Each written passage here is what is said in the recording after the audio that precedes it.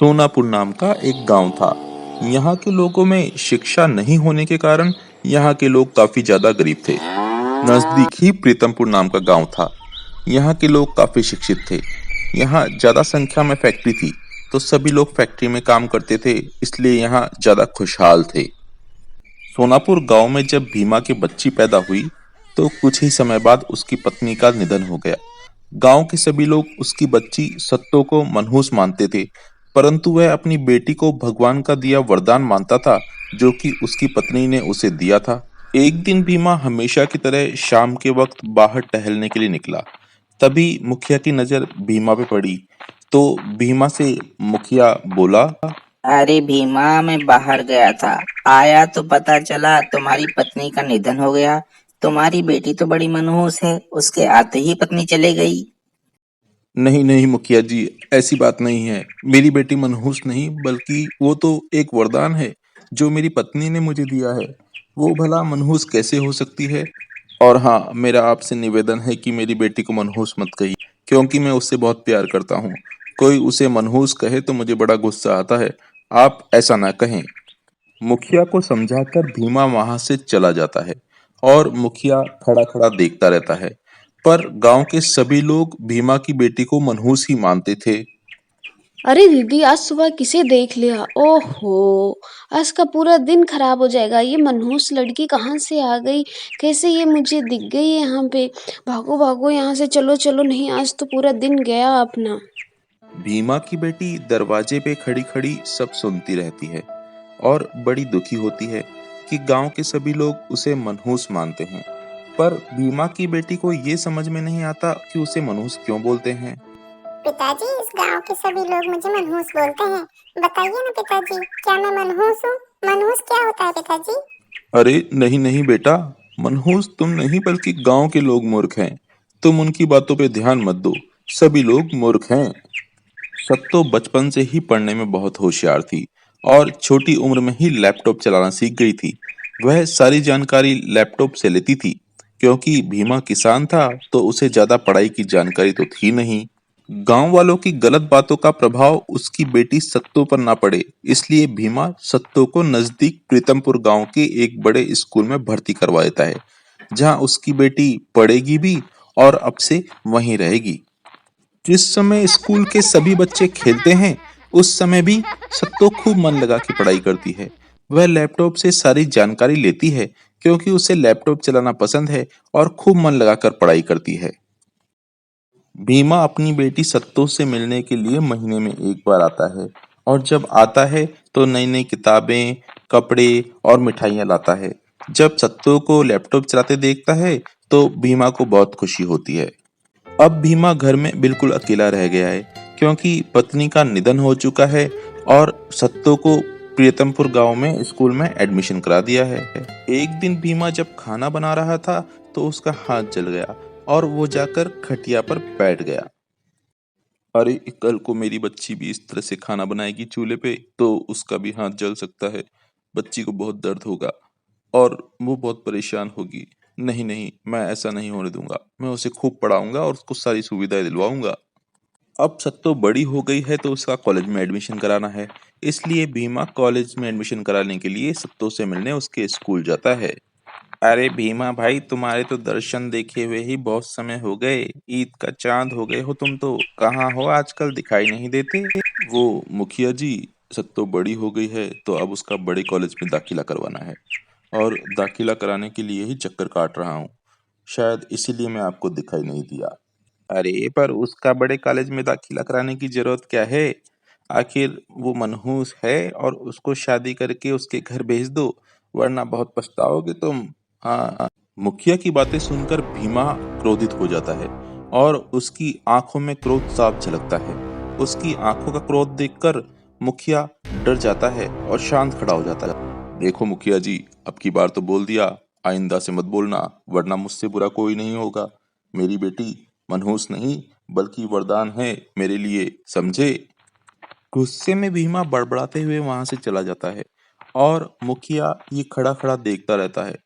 सब पागल हैं यहाँ के लोग। मूर्ख हैं मूर्ख, जो मेरी बेटी को मनहूस कहते हैं। पागल कहीं के, मूर्ख कहीं के।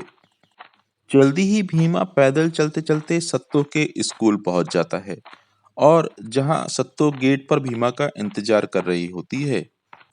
बता बेटी, तुझे कौन से कॉलेज में एडमिशन लेना है? जिस भी कॉलेज में एडमिशन लेना है मुझे बता, मैं हर जगह पैसा लगाऊंगा तेरे लिए, बस तू खूब पढ़ाई करना। पिताजी, पास शहर में ही एक फैशन डिजाइनिंग का कॉलेज है, मेरा उसमें दाखिला करा दीजिए। मैं फैशन डिजाइनिंग का कोर्स करना चाहती हूँ। भीमा फैशन डिजाइनिंग के एक बड़े से कॉलेज में सत्तो का एडमिशन कराकर वहां से चला जाता है। सत्तो कॉलेज में खूब मन लगाकर पढ़ाई करती है। जिस समय कैंटीन में बच्चे एंजॉय कर रहे होते हैं और टाइम पास कर रहे होते हैं, उस समय भी सत्तो वहां पर खूब मन लगाकर पढ़ाई करती है और लैपटॉप पे सारी जानकारी लेती है कि फैशन डिजाइनिंग के क्या क्या कोर्स हैं, किस तरह से फैशन डिजाइनिंग करनी चाहिए। जल्दी जल्दी ही सत्तो पूरे कॉलेज में टॉप करती है और उसे गोल्ड मेडल मिलता है। अब सत्तो बड़ी बड़ी कंपनियों में इंटरव्यू देने लगती है, पर उसे कहीं भी नौकरी नहीं मिलती और वो परेशान हो जाती है। एक दिन परेशान होकर वो फैक्ट्री के बाहर खड़ी हो जाती है और उदास होकर वहां देखती रहती है। एक दिन जब इंटरव्यू दे के सत्तो लौट रही थी, तो वो देखती है कि वहां पर एक बैंक होता है। बैंक को देखकर सत्तो सोचने लगती है। अगर मुझे इस बैंक से लोन मिल जाए तो मैं एक पेंटी फैक्ट्री गांव में खोल सकती हूँ, जिससे वहां की औरतों को रोजगार मिल जाएगा और अपना भी काम चल जाएगा।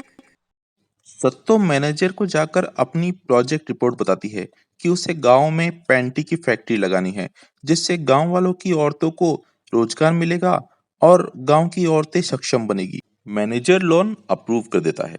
सत्तो को लोन मिलने के बाद वो बहुत खुश होती है और अपने गांव की ओर निकल पड़ती है, क्योंकि जिसका उसे सपना था, अब वो वह काम करने के लिए निकल पड़ी है।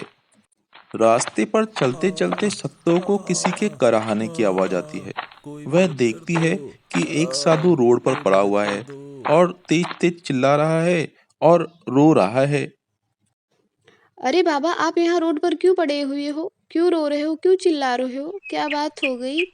बताओ मुझे, मैं आपकी क्या मदद कर सकती हूँ? बताओ जल्दी से। उठो उठो उठो उठो जल्दी से, मेरा बेटा, मैं रोड से जा रहा था तो मेरा पैर फिसल गया, जिसके कारण मैं गिर गया और मेरी कमर में मोच आ गई है। लचक आ गई है कमर में, तो उठा नहीं जा रहा, मुझे उठा दो कृपया। सत्तो ने साधु का हाथ पकड़कर उसको खड़ा कर दिया। सत्तो को कुछ भी समझ नहीं आ रहा था कि वो साधु कोई साधारण साधु नहीं, बल्कि एक चमत्कारिक साधु था जो सत्तो की परीक्षा ले रहा था।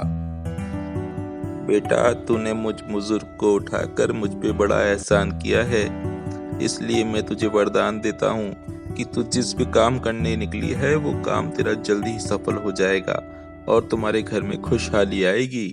जल्दी ही सत्तो गांव से कुछ दूरी पर पैंटी की फैक्ट्री डाल देती है, जहां प्रीतमपुर गांव की औरतें उसके यहाँ काम करने आती है।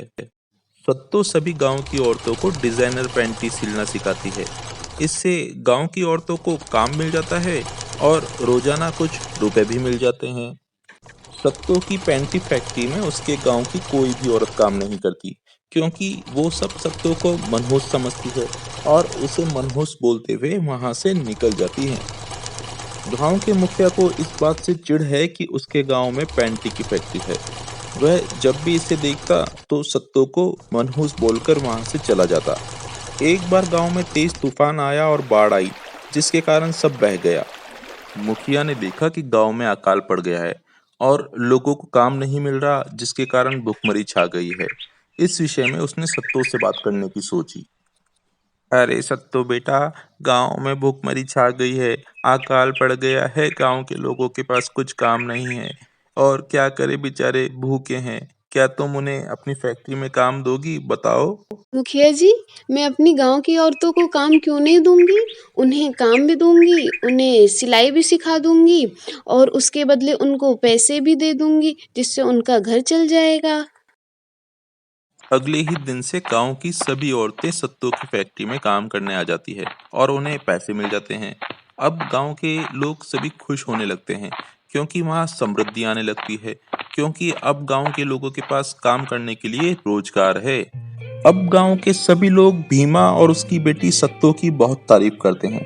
अब सत्तो को कोई भी मनहूस नहीं कहता, बल्कि गांव का वरदान कहता है।